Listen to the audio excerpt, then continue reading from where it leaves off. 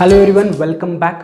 तो जो कल हमने क्वेश्चन इनकम्प्लीट छोड़ा था या जिस पर हमने एक्सटेंसिव डिस्कशन किया था अबाउट जीएसटी, उस क्वेश्चन को हम कंटिन्यू करते हैं, उसे कंप्लीट करते हैं, राइट। फिर नए सम पर चलते हैं, राइट। आज टाइम मिला तो आज हम नया सम स्टार्ट करेंगे या मे बी टुमारोज लेक्चर। तो हमारा एजेंडा है ये जो कल का अधूरा बचा हुआ क्वेश्चन था इसे हम कंप्लीट करते हैं, राइट। तो कल हम कहाँ थे? तो कल हम इस मशीन के ट्रांजैक्शन पे थे। तो ट्रांजैक्शन में उन्होंने क्या कहा था? Purchased machinery ₹80,000 at 12% GST and amount paid by cheque. तो ये मैंने सारे रफ कैलकुलेशन किए थे कि 80,000 की मशीन है, उस पर 12% बनता है, 80,000 का 12% बनता है 9,600। उस 9,600 के मैंने दो हिस्से बनाए थे, 4,800 as input what? CGST and 4,800 as my input SGST। आज हम बात करते हैं कि इसको अकाउंटिंग में कैसे यूज करना है, राइट। तो इट इज वेरी सिंपल। हमारा फिर से वही वाला लॉजिक, क्या आ रहा है क्या जा रहा है, राइट। तो अगर मैं ट्रांजैक्शन पढ़ूंगा अभी थोड़ी देर के लिए, GST को दिमाग से साइड से निकाल दो, राइट। अभी ये सारा भूल जाओ, right, for some time, right. Question में क्या कहा है? तो फिर से वो कह रहे कि आपने मशीनरी परचेस की and the amount paid by cheque. आपने मशीन खरीदा एंड उस मशीन के बदले में आपने चेक दिया। तो my first element is machinery, getting it what I am saying. तो my first element is machinery and उसके बदले में मैं चेक दे रहा हूँ। तो second element is cheque, but हम चेक को चेक नहीं कहते हैं, हम चेक की जगह वर्ड क्या यूज करते हैं? We use the word as bank account. So my first element is what? My first element is machinery आ रही है और उसके बदले में मैं चेक सामने वाले पार्टी को दे रहा हूं। तो first element is machinery account and second element is cheque, यानी कि ही बैंक अकाउंट। अब मैं इनकी डेबिट क्रेडिट की बात करता हूं। देखो, मैं डेबिट क्रेडिट सोचते हो बाकी सब भूल गया, मैं बस वही पॉइंट पे सोच रहा हूं, क्या आया क्या गया। तो मेरे पास मशीन आ रही है तो मशीन इज डेबिट, है कि नहीं? मशीन आ रही है तो मशीन इज डेबिट एंड उसके बदले में बैंक से पैसे जा रहे हैं तो बैंक इज क्रेडिट। मशीनरी आ रही है तो मशीनरी इज डेबिट एंड मैं उसके बदले में चेक से पैसा दे रहा हूं तो चेक से पैसा जा रहा है तो my bank account is credit. क्यों क्रेडिट? तो वेरी लॉजिक, मशीन डेबिट है तो एक डेबिट है तो ऑपोजिट इज क्रेडिट। मैं बस इन दो एलिमेंट के बारे में सोच रहा हूं, मैं अभी GST के बारे में, अकाउंटिंग के बारे में नहीं सोच रहा हूं, राइट। वो हमने कल देखा था। अब धीरे धीरे करके उस पर आते हैं कि GST को अकाउंटिंग में कैसे इंक्लूड करना है। यहां तक क्लियर है सबको? ये क्लियर है सबको? तो my first element is machinery account debit and second element bank account is credit. अब देखते हैं कि इसको जर्नल एंट्री में कैसे कन्वर्ट करना है, या जर्नल एंट्री जब हम देंगे तो इसको एंट्री में कैसे कन्वर्ट करना है। तो सब लोग एंट्री में आ जाओ, आपके जर्नल के फॉर्मेट में आ जाओ। तो यहाँ पर मैं लिख रहा हूँ date is what? Date is 20th, तो मैं लिख रहा हूँ 20th। मशीनरी में इज माई डेबिट, तो मैं यहाँ पर लिख रहा हूँ मशीनरी अकाउंट डेबिट। अब जब मशीनरी की अमाउंट लिख रहा हूँ तो आई एम राइटिंग एज 80,000 में मशीनरी की अमाउंट कितनी लिख रहा हूँ? 80,000, क्योंकि मशीनरी 80,000 का है, बाकी का जो कुछ भी है वो GST है, राइट। यहां तक समझ में आया? तो मैं क्या लिख रहा हूं? तो मैं लिख रहा हूं मशीनरी अकाउंट डेबिट 80,000, ये क्लियर है। अब जब मैं मशीन खरीद रहा हूं, अब मैं अकाउंटिंग में GST लेके आ रहा हूं, जो हमने रफ में कैलकुलेशन करके रखा था कि my input CGST was 4,800, my input SGST was 4,800। अब ये जो दोनों GSTs है ये भी आपको डेबिट ही करनी है, क्योंकि it is input. Machine debit है तो उसके साथ उसकी GST भी डेबिट होगी। ये लॉजिक याद रखो, मैं आपको लॉजिक बता रहा हूं, राइट। रूल्स के हिसाब से it will be automatically correct, right. तो रूल्स अगेन मैं वही कहूंगा फिर से, रियल पर्सनल नॉमिनल रूल आप रिवाइज करोगे उसके हिसाब से आप देखने जाओगे तो it will be much more complicated. तो मैं आपको आसान करके बता रहा हूं। पहले मैंने क्या किया? दो एलिमेंट सेग्रीगेट किया। मशीनरी आ रही है, मैं चेक दे रहा हूं, machinery debit, cheque credit, cheque यानी कि बैंक इज क्रेडिट, राइट। अब जब मैं एंट्री करूंगा तो अब एंट्री करते वक्त I have to think about GST। उससे पहले डेबिट क्रेडिट सेग्रीगेट करते वक्त आप GST के बारे में सोचोगे तो फिर वो गड़बड़ हो जाएगी, राइट। अब एंट्री करते वक्त मैं GST के बारे में सोचूंगा। Very simple, machinery account debit, machinery आ रही है, राइट। तो आ रही है इसलिए हम GST को इनपुट कह रहे हैं। मशीनरी अकाउंट डेबिट के साथ साथ मैं GST को भी डेबिट करूंगा। कैसे? तो मैं लिखूंगा नेक्स्ट लाइन पर, मैं लिखूंगा इनपुट CGST अकाउंट डेबिट 4,800। उसके नेक्स्ट लाइन पर मैं लिखूंगा input SGST account debit 4,800। Getting what I am saying? तो मेरी एंट्री का मतलब है कि मैंने 80,000 की मशीन खरीदी, उसके साथ साथ मुझे GST के 4,800 सेंट्रल गवर्नमेंट की GST लगी एंड स्टेट गवर्नमेंट की GST 4,800 चार्ज हुई। सो अगर मैं इन तीनों को टोटल करूंगा तो मेरी फिर से टोटल कितनी बनी थी? कल हमने कैलकुलेट किया था 89,600, है कि नहीं। 80,000 की मशीन प्लस 4,800 प्लस 4,800 मीन्स मैं सामने वाले पार्टी को चेक जब दूंगा तो मैं 89,600 का चेक दूंगा। So my bank is credit, तो मैं क्रेडिट को नीचे लिखूंगा to bank account 89,600 to the credit column. Is it clear what I'm saying? तो ये ऑलरेडी कैलकुलेशन हमने कल किए थे। मैं बस आज क्या कर रहा हूँ, इसका डेबिट क्रेडिट सेग्रीगेट करके लिख रहा हूँ।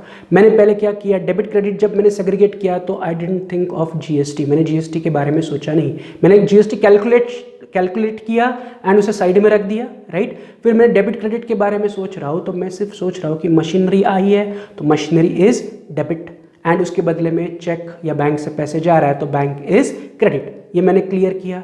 फिर जब मैं जर्नल एंट्री में आया तो जर्नल एंट्री में मैं लिख रहा हूँ मशीनरी अकाउंट डेबिट, जैसे मैं एलिमेंट के हिसाब से मैं यहाँ पर लिख रहा हूँ मशीनरी अकाउंट डेबिट। कितने की मशीनरी है? 80,000।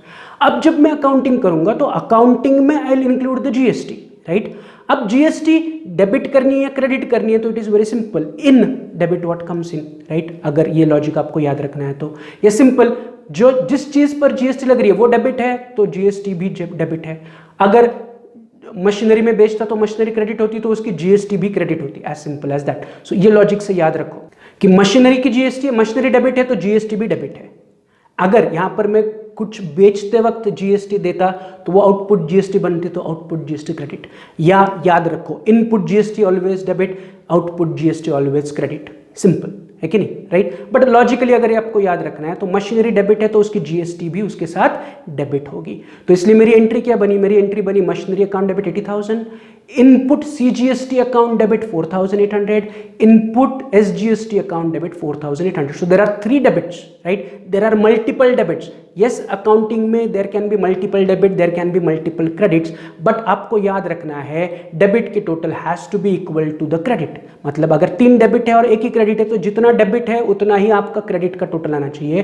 तो इसलिए मैंने यहाँ पर लिखते वक्त लिखा टू बैंक अकाउंट, टोटल तीनों का 89,600, क्योंकि जब मैं चेक दूंगा सामने वाले पार्टी को तो मैं उसको 80,000 प्लस जीएसटी का पैसा पे करूंगा ना, गेटिंग इट और नॉट। जैसे मैंने आपको कल के एग्जांपल में कहा था, आप मूवी थिएटर में मूवी देखने गए तो आप जो टिकट का पैसा है उसमें जीएसटी के साथ टिकट के पैसे पे करते हो। 300 रुपये का टिकट है और अगर 60 रुपीज जीएसटी तो यू आर पेइंग 360 रुपीज। आप उनको ये नहीं कहते हो 300 रुपये लो जीएसटी में डायरेक्टली गवर्नमेंट को पे करूंगा, नहीं। Same is happening here. Machinery 80,000 की है प्लस 4,800 सेंट्रल गवर्नमेंट का जीएसटी है प्लस 4,800 स्टेट गवर्नमेंट का जीएसटी है, तो आप सामने वाले पार्टी को टोटल 89,600 रुपीज पे करोगे through check.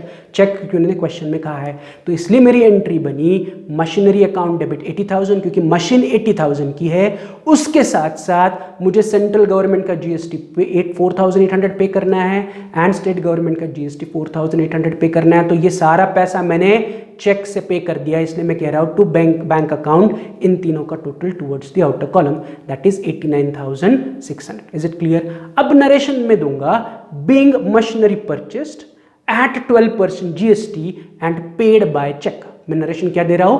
being machinery purchased, right, at 12% GST and paid by check। अब 12% is the total GST, तो मैं 12% यहाँ पर मैं नरेशन में CGST अलग SGST अलग नहीं कर रहा हूँ। Is it clear? यहाँ तक क्लियर है? बढ़ते हैं on the next transaction. Doubt है तो फिर से इसे रिवाइज करो, कल का लेक्चर निकालो उसे रिवाइज करो और फिर से इस ट्रांजैक्शन पे आ जाओ। तो चलते हैं ऑन द नेक्स्ट ट्रांजैक्शन। तो 20 तारीख के बाद अगला ट्रांजैक्शन दिया है 25th, paid to SG and sons by cheque ₹30,000। Very simple, हमने SG एंड सन्स को चेक से 30,000 रुपये पे किए। चेक से आपने 30,000 रुपये पे किए, मतलब चेक जा रहा है तो cheque is my first element, right. इसके बदले में आपको SG एंड सन्स कुछ दे रहा है क्या? The answer is no. तो मैं सिंपली सामने वाले पार्टी का नाम यानी कि SG एंड सन्स का नाम लिखूंगा।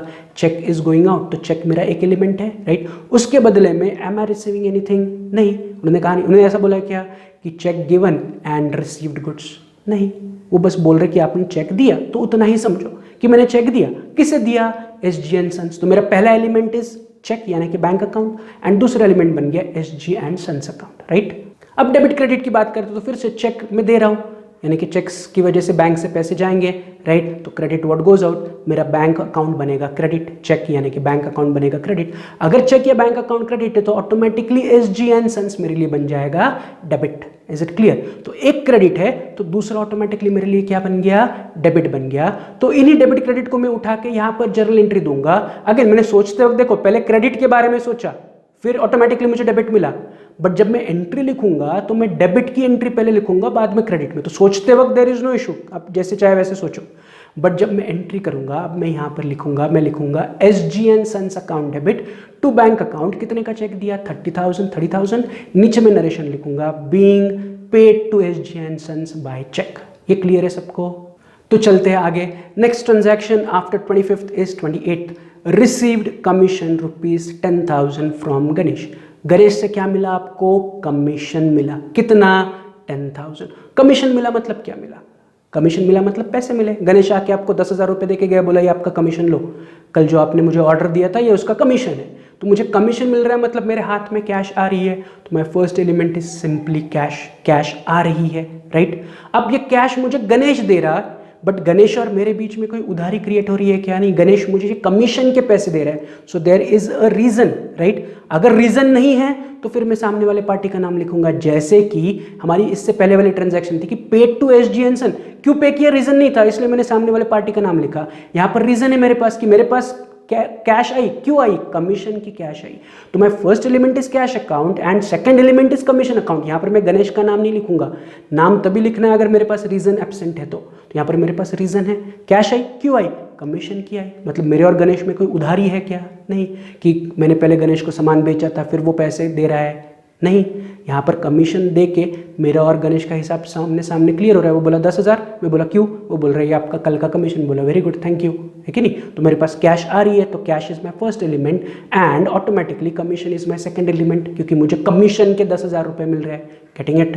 तो अब इसका डेबिट क्रेडिट सेग्रीगेट करते तो इट इज वेरी सिंपल। मेरे पास 10,000 रुपये कैश आई तो cash is debit, as simple as that. Debit what comes in, cash आ रही है, आपको कैश मिल रही है, राइट। तो कैश डेबिट है तो कमीशन ऑटोमेटिकली क्या बन गया? क्रेडिट।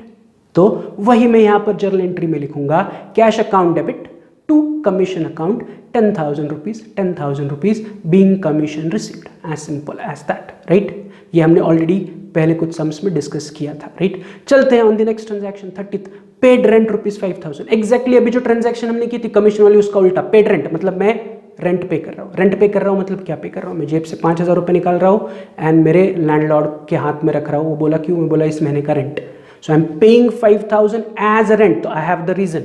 मैंने 5,000 दिए, किस लिए दिए? रेंट के लिए दिए। तो 5,000 क्या दिया? कैश दिया, तो कैश जा रहा है, कैश इज क्रेडिट, यस और नो। तो मेरा पहला रीजन है कैश अकाउंट, या मेरा पहला एलिमेंट इज कैश अकाउंट, और ये कैश में क्यों दे रहा हूँ? For rent. तो my second element is rent account. तो एक एलिमेंट बन गया कैश अकाउंट, दूसरा एलिमेंट बन गया रेंट अकाउंट। अब अगर डेबिट क्रेडिट में लगाना चाहूंगा तो it is very simple, cash जा रही है तो क्रेडिट, अगर कैश क्रेडिट है तो ऑटोमेटिकली रेंट इज डेबिट। तो इसी क्रेडिट डेबिट को मैं जब जर्नल एंट्री में लिखूंगा तो my entry will be rent account debit to cash account, कितना? 5,000, 5,000 narration being rent paid, as simple as that, right. तो 1 तारीख से लेके 30 तारीख तक, कल से लेके आज तक हमने कंप्लीट किया, राइट। अब चलते 31st and the last entry या लास्ट ट्रांजैक्शन, उसे समझते हैं, देखते हैं कि क्या दिया है और हमें करना क्या है, राइट। तो वो क्या कह रहे हैं? 31st को कह रहे हैं purchased shares of Atul company limited rupees 10,000 through demat account, right. तो वो कह रहे हैं अतुल कंपनी नाम की एक कंपनी है, उस कंपनी के मैंने शेयर्स खरीदे। तो आपने सबने शेयर मार्केट सुना होगा, स्टॉक मार्केट सुना होगा। तो उस शेयर मार्केट में, स्टॉक मार्केट में जो जो बड़ी बड़ी कंपनीज है उनके शेयर्स आप खरीद सकते हो या फिर बेच सकते हो। आप क्यों खरीदना है, क्यों बेचना है? तो basically shares is treated as a investment. जो लोग शेयर खरीदते हैं they are nothing but they are investing their money in share. तो ये जो अशोक जनरल स्टोर है, इसने क्या किया? अपने कुछ पैसे शेयर्स में इन्वेस्ट किए, परचेस कर रहा है ना, मतलब he is purchasing the share and paying 10,000 rupees, right. तो उसने 10,000 रुपये के शेयर्स खरीदे किए। किसके शेयर्स खरीदे किए? अतुल कंपनी के शेयर्स खरीदे किए। So there are lot of other companies available on stock market. आपने रिलायंस कंपनी का नाम सुना होगा, इन्फोसिस, विप्रो, है कि नहीं। तो ये सारी कंपनीज है, राइट। इन लिस्टेड कंपनीज कहा जाता है या पब्लिक कंपनी कहा जाता है। तो जितनी भी पब्लिक कंपनीज है उनके शेयर्स आप खरीद सकते हो एज अ इन्वेस्टमेंट। जितनी भी पब्लिक कंपनीज अवेलेबल है इन इंडिया, वो सारी कंपनीज के शेयर्स आप खरीद सकते हो एज योर इन्वेस्टमेंट। सो जो बड़े लोग हैं या जो आपके पेरेंट्स हैं, they might be investing their money in shares. मतलब वो कोई अच्छी कंपनी उनको लग रही है कि इस कंपनी के शेयर का प्राइस फ्यूचर में आगे बढ़ेगा, राइट, विल इंक्रीज। तो वो अभी क्या करते हैं? उन शेयर्स में पैसा इन्वेस्ट करते हैं और शेयर्स को खरीदते हैं। शेयर्स को खरीदते, पैसा देते, शेयर्स को खरीदते, मतलब पैसा चला गया और उसके बदले में शेयर्स आ गया। अब उन्होंने एक वर्ड यूज़ किया वहाँ पर, थ्रू डीमैट अकाउंट। अब थ्रू डीमैट अकाउंट का मतलब क्या है कि पहले क्या होता था इन पास्ट कि शेयर्स फिजिकली होते थे, पेपर फॉर्म में होते थे, मतलब आप पैसे देते थे और जिस कंपनी के शेयर्स है वो कंपनी के शेयर्स आपको पेपर फॉर्म में आते थे। जैसे कि आज अगर आप बैंक में पैसा रखते हो एज ए फिक्स डिपॉजिट, तो बैंक आपको उसका डिपॉजिट रिसिप्ट देती है कि प्रूफ कि आपने बैंक में पैसे रखे। तो वैसे ही पहले क्या होता था, शेयर्स फिजिकल फॉर्म में आते थे, उस पर आपका नाम होता था, आपने कितने शेयर्स खरीदे वो लिखा होता था, राइट, कौन से कंपनी के उसका नाम होता था, उसका सील होता था, राइट। बट उसमें प्रॉब्लम्स आने लगे, राइट, पेपर है तो वो क्या होने लगा, उसमें बहुत सारे फिजिकल प्रॉब्लम्स है कि companies in Mumbai, I am in Pune और आई एम इन बैंगलोर या आई एम इन दिल्ली, तो वो मैं शेयर्स खरीदूंगा, फिर कंपनी को बताऊंगा, फिर कंपनी नए शेयर भेजेगी, तो इसमें काफ़ी टाइम जाता था, बीच में शेयर्स गुम होने के भी चांसेस थे। तो इसे कम करने के लिए there is a facility called as demat facility, जिसमें आप इलेक्ट्रॉनिक फॉर्म में शेयर्स खरीद सकते हो या बेच सकते हो। तो व्हाट इज एग्जैक्टली डीमैट, तो वो हमारा अकाउंटिंग का पार्ट नहीं है, वो आपका सेक्रेटरियल प्रैक्टिस में कवर किया, dematerialise form of shares, right. अगर आप क्लास 12th में हो या आप नेक्स्ट ईयर क्लास 12th में जाओगे तो सेक्रेटरियल प्रैक्टिस में डीमटेरियलाइज फॉर्म ऑफ शेयर्स आपको पूरा चैप्टर है उसके ऊपर, राइट। तो dematerialise form is basically nothing but it is in electronic form. Like for example आपके पास 1000 रुपये है कि नहीं, तो that is physical form, cash है, 1000 रुपये की नोट, अभी तो नहीं 1000 रुपये से 2000 रुपये, 2000 रुपये की नोट है आपके पास, so that is 2000 rupees is a physical cash. But वही 2000 रुपये जब आप बैंक में जमा करोगे, राइट, तो यू हैव 2000, बट कहाँ पर है, बैंक अकाउंट में है।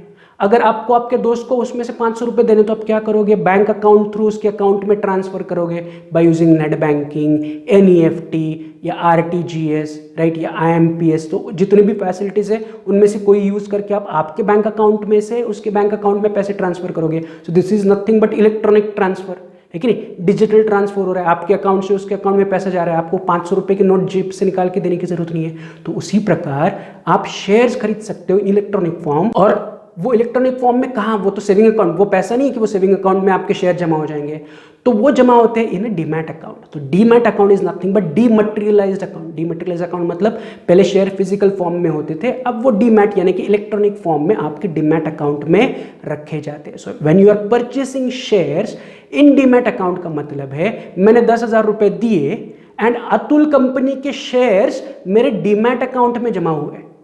Getting it what I am saying? तो क्या हुआ, यहां पर आपने शेयर्स परचेस किए और वो जो शेयर परचेस थे वो इलेक्ट्रॉनिक फॉर्म में आके आपके डीमैट अकाउंट में जमा हो गया, एज सिंपल एज दैट। कंपनी का नाम अतुल कंपनी है, मतलब लाइक फॉर एग्जांपल आप बैंक में पैसा रखते हो तो एचडीएफसी बैंक में मैंने पैसे रखे, तो वैसे ही मैंने अपने पैसे अतुल कंपनी लिमिटेड में इन्वेस्ट किए, राइट। मतलब अतुल कंपनी के शेयर्स मेरे पास आए और मेरे जेब से 10,000 रुपये चले गए, तो simply my two elements are कि मेरे पास शेयर्स आ रहे हैं एंड मैं 10,000 रुपये दे रहा हूँ। अब भले ही वो शेयर्स डीमैट अकाउंट में आ रहे, वो है शेयर्स। अब मैंने जब ये ट्रांजैक्शन पड़ी थी तब भी मैंने शुरुआत में आपको कहा था कि हम शेयर्स क्यों परचेस करते हैं, तो हम shares as a investment purchase करते हैं। तो जब मैं अकाउंटिंग करूंगा, मेरे पास शेयर आए, share is my one element and मैंने उसके लिए क्या किया, 10,000 रुपये दिए, तो 10,000 इज माई सेकेंड एलिमेंट। अब यहाँ पर हमेशा आपको याद रखना है कि जब आप डीमैट थ्रू ट्रांजैक्शन करते हो तो यू कैन नॉट पे कैश, तो my second element will always be bank, क्योंकि मैंने बैंक से पैसे दिए। अभी उन्होंने क्लियरली नहीं कहा है but you have to assume, क्योंकि it is very common sense. If shares अगर डीमैट अकाउंट में आ रहे हैं तो आप उसके लिए बैंक से ही पे करोगे, क्योंकि you can not purchase shares by paying cash. तो उन्होंने कहा है purchase shares of Atul company limited ₹10,000 through demat account का मतलब है मैंने अतुल कंपनी के शेयर खरीदे, स्टॉक मार्केट में गया या स्टॉक ब्रोकर के पास गया, उसको कहा कि मुझे अतुल कंपनी के शेयर चाहिए, उसने बोला है 10,000 दो और ये शेयर आपके हो जाएंगे। तो 10,000 दो मतलब क्या कि मैंने उसको कहा ठीक है, वो बोला आपके डीमैट अकाउंट में पैसे आ जाएंगे, आप जो शेयर्स खरीदे उसके पैसे मुझे ट्रांसफर कर देना। No one can purchase shares by paying cash. तो जब ऐसी वाली ट्रांजैक्शन आएगी आपको अगर अगले किसी क्वेश्चन में कि आपने शेयर्स खरीदा, तो it is very simple, shares आ रहे हैं और पैसा दे रहा हूँ but I am paying money by cheque, क्योंकि you can purchase shares only by paying through cheque, you cannot pay money of purchase of share in cash, right? तो वही लॉजिक हमें यहाँ पर अप्लाई करना है कि शेयर्स आए, मैं फर्स्ट एलिमेंट में पैसा पे कर रहा हूँ, तो cash is my second element, but अभी मैंने कहा कि मैं कैश के जगह यहाँ पर बैंक मुझे अज्यूम करना पड़ेगा, क्योंकि उन्होंने कहा नहीं है कि मैंने कैसे पे किया है। द कॉमन सेंस इज कि हम शेयर्स कैश दे के खरीद नहीं सकते, इसलिए मैं कैश के जगह एलिमेंट यूज कर रहा हूँ as bank. Is it clear? तो मेरे पास शेयर्स आए, shares is my first element and मैं उसका पैसा बैंक थ्रू दे रहा हूँ, तो bank is my second element. अब डेबिट क्रेडिट की बात करें तो it is very simple, shares आ रहे हैं तो shares is debit and bank account is credit. Is it clear? तो मैं एंट्री लिखते वक्त एंट्री लिखूंगा shares account debit, right, to bank account 10,000 rupees being purchase share of Atul Company Limited. This is the one version of this entry. ये इसका एक version है। एक वर्जन है मतलब क्या कि देर आर डिफरेंट थॉट, हर कोई पढ़ाते वक्त अपने अपने अलग अलग थॉट से पढ़ाएगा या कॉलेजेस में अलग अलग थॉट से पढ़ाया जाएगा। तो जब when I am saying it shares account debit to bank account, ये भी करेक्ट है। बट एक थॉट ऐसा भी कहता है कि ये शेयर्स मैंने खरीदे एज ए इन्वेस्टमेंट, ये शेयर्स मैंने क्या खरीदे एज ए इन्वेस्टमेंट, तो जब मैं अकाउंटिंग करूंगा तो मैं शेयर्स के जगह उसे इन्वेस्टमेंट लिखूंगा, मैं शेयर्स की जगह उसे क्या लिखूंगा, इन्वेस्टमेंट लिखूंगा। तो इसलिए जब मैं दो एलिमेंट्स एग्रीगेट कर रहा हूं, shares is one element, bank is second element, shares is debit, bank is credit, तो ये मेरे पहले थॉट के हिसाब से एंट्री हुई। सेकंड थॉट कहता है कि शेयर्स इज माय इन्वेस्टमेंट, तो शेयर्स के जगह इन्वेस्टमेंट लिखो अकाउंटिंग में। तो सेकंड थॉट के जगह मैंने शेयर्स को कैंसिल कर दिया, उसके जगह मैं वर्ड यूज कर रहा हूं इन्वेस्टमेंट, एंड मेरी दूसरी एंट्री बन गई, या इसी का दूसरा वर्जन, ये एक ही ट्रांजैक्शन है, उसके एंट्री के दो वर्जन है। आपको इसमें से कौन सा फॉलो करना है, तो जो आपके कॉलेज में यूज कर रहे हैं उसके हिसाब से फॉलो करो। If your professor is saying share account debit, is correct. If your professor is saying investment account debit, ये भी करेक्ट है। तो मैं दोनों को यहाँ पर डिस्कस कर रहा हूँ कि ट्रांजैक्शन एक है, बट उसकी एंट्री में दो अलग अलग थॉट प्रोसेस के हिसाब से बता रहा हूँ। एक थॉट प्रोसेस कहता है कि शेयर्स खरीदे तो शेयर्स अकाउंट डेबिट, दूसरा थॉट प्रोसेस कहता है कि shares is my investment, so I should write investment account debit, right? ये दोनों समझ में आया आपको? वन थॉट प्रोसेस कहता है शेयर्स आए, शेयर्स डेबिट, बैंक से पैसा गया, बैंक क्रेडिट, तो share account debit to bank is the first thought process. Second thought process कहता है कि shares is my investment, so I should write investment account debit, तो मैं शेयर्स का नाम कट करके उसकी जगह क्या कह रहा हूँ, इन्वेस्टमेंट। तो इसी एंट्री का दूसरा version is investment account debit 10,000 to bank account 10,000। Narration में फिर से वही नरेशन आएगा, being purchase shares of Atul company limited through demat account. Is it clear? तो एक ही ट्रांजैक्शन है, बट उसकी दो अलग अलग जर्नल एंट्रीज होगी। अब ये दोनों आपको लिखनी है क्या, तो अभी लिखो, जब आपका कॉलेज स्टार्ट होगा या कॉलेज के प्रोफेसर आपको जिस हिसाब से आपको बताएंगे उसी हिसाब से आपको फॉलो करना है। If they are saying shares account debit to bank is correct, if they are saying investment account to bank is also correct. तो एक ही ट्रांजैक्शन के ये दो अलग अलग वर्जन से डिपेंडिंग ऑन कि आपकी थॉट प्रोसेस क्या है। Is it clear? ये समझ में आया सबको? So I can write shares account debit to bank also, I can write investment account debit to bank. The logic is the same कि शेयर्स आ रहे हैं, shares debit, and second thought process कहता है कि शेयर्स मैंने खरीदे as a investment, तो इन्वेस्टमेंट डेबिट लिखो, तो वो भी करेक्ट है। सबको ये समझ में आया? तो यहाँ पर हमने लास्ट ट्रांजैक्शन जो थी 31st की वो भी डिस्कस की।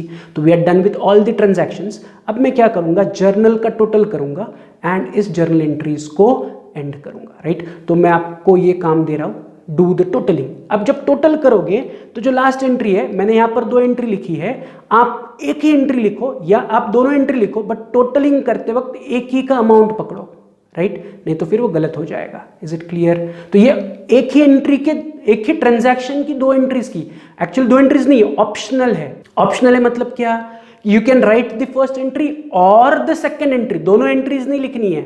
मैं अभी आपको समझाने के लिए ये एंट्रीज बता रहा हूं या यहां पर मैं लिख रहा हूं। So you have to write दोनों में से कोई एक, either write shares account debit to bank is also correct, और write investment account debit to bank, that is also correct, right? तो वो अगेन आपके कॉलेज के प्रोफेसर, क्योंकि एंड में पेपर अब जब सॉल्व करोगे तो आपके कॉलेज के प्रोफेसर ही उन्हें चेक करने वाले हैं, तो आपका आंसर उनके हिसाब से होना चाहिए। Getting it? तो इसलिए मैंने दोनों थॉट प्रोसेस आपको समझा दी कि शेयर्स आ रहे, shares account debit to bank account, but shares मैंने खरीदे एज ए इन्वेस्टमेंट, तो instead of shares I can write investment also, तो I am writing investment account debit to bank, so वो भी करेक्ट है। Is it clear? तो ये एक ही एंट्री के या एक ही ट्रांजैक्शन के दो अलग अलग वर्जन ऑफ एंट्रीज है, मतलब you can use the first version of entry also or you can use the second version of the entry also, the choice is yours, या yours professors, कॉलेज के professor, right. यहाँ तक clear है सबको। तो यहाँ पर हमने सारे 1 से लेकर 31 तक सारे ट्रांजैक्शन डिस्कस किए। आपने जर्नल की टोटल भी ली होगी, या वीडियो को पॉज करो, इसकी टोटल देखो कि ये टोटल और आपकी टोटलिंग सेम है या नहीं। यहाँ पर मैंने क्या किया, सिर्फ लास्ट एंट्री के 10,000 एक ही बार पकड़े। डेबिट की जब मैंने टोटल की तो मैं I am not counting 10,000 2 times, I am just counting 10,000 1 time. वहाँ पर भी क्रेडिट में भी I am counting 10,000 1 time. Debit का टोटल एंड क्रेडिट का total should be equal like this. यहाँ तक क्लियर है। अब हम एक इंपॉर्टेंट पार्ट, ये इंपॉर्टेंट पार्ट मैं आपको बता रहा हूँ, that is your homework. Important part यानी कि आपका होमवर्क। तो होमवर्क के लिए आपको सॉल्व करना है अनसॉल्व्ड क्वेश्चन नंबर 2, यानी कि जो अभी हमने क्वेश्चन सॉल्व किया उसी के पहले वाला क्वेश्चन, जो कि है generalized the following transaction in the books of Gajanan, right. तो आपको गजानन के बुक्स में जर्नल एंट्रीज देनी है 3 तारीख से लेकर 31 तक। They have given you the transaction. तो इसमें से I don't think so they are much difficult for you. जैसे कि पहली transaction, purchase goods 90,000 amount paid by bank directly. आपने गुड्स खरीदा एंड बैंक से पैसे दिए, तो 2 एलिमेंट, गुड्स आ रहे हैं एंड बैंक से पैसे जा रहे हैं, राइट। तो ये 2 एलिमेंट सेग्रीगेट करो, डेबिट क्रेडिट निकालो। Second, sold to Satish on credit, मैंने गुड्स बेचे सतीश को ऑन क्रेडिट, मतलब गुड्स जा रहे हैं, राइट, बट सतीश पैसा नहीं दे रहा है। तो एक एलिमेंट है गुड्स, दूसरा एलिमेंट है सतीश, गेटिंग इट। तो ऐसे आपको एलिमेंट सेग्रीगेट करना है और 3 तारीख से लेकर 31 तक जितनी भी जर्नल एंट्रीज है वो आपको खुद से करनी है। Try on your own. कल के लेक्चर में आने के बाद हम इसका जस्ट ओवरव्यू लेंगे, मैं उसको एक्सप्लेन नहीं करूंगा, जस्ट ओवरव्यू लेंगे कि आपकी एंट्रीज, आपके थॉट प्रोसेस और मेरी थॉट प्रोसेस या मेरी एंट्रीज मैच हो रही है या नहीं। तो आज के लेक्चर में हम यही रुक रहे हैं। कल हमने बहुत इंपॉर्टेंट पार्ट पढ़ा था जीएसटी, आज हमने उस जीएसटी का जर्नल एंट्री देखा।